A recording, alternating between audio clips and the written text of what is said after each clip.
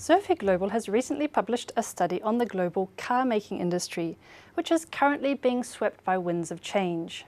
As the automotive industry moves towards more autonomous and connected vehicles, the value in the industry is shifting from building vehicles and marketing them to consumers to providing new automotive technology. The perception of vehicles is shifting from an individually owned product to part of a service and a platform for technology, and the balance of power threatens to shift from car makers to suppliers and technology specialists. Such a shift considerably changes the car-making ecosystem, with the traditional activities of car makers generating a decreasing part of the industry's revenues and value. It is those players who hold strong positions in new assisted and autonomous driving technology, connectivity and mobility services who are best placed to capture future market growth. China remains the biggest automobile demand driver, accounting for almost 30% of vehicle sales in 2016, although growth in the world's largest market, which was at 13.7% in 2016, has certainly moved down a gear from the growth levels seen in 2009 and 2010.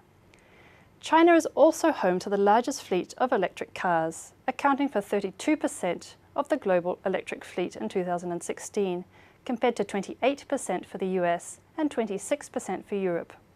Local Chinese OEMs are becoming increasingly active in electric vehicle development, and Chinese dominance of the electric car market may eventually result in low-cost Chinese battery exports hitting the world market, thus heating up global competition.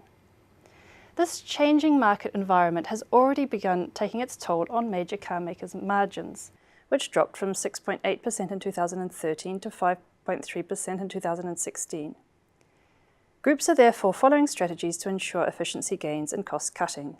This, in turn, allows capital and cash to be freed up and used to make offensive and defensive moves to capture value.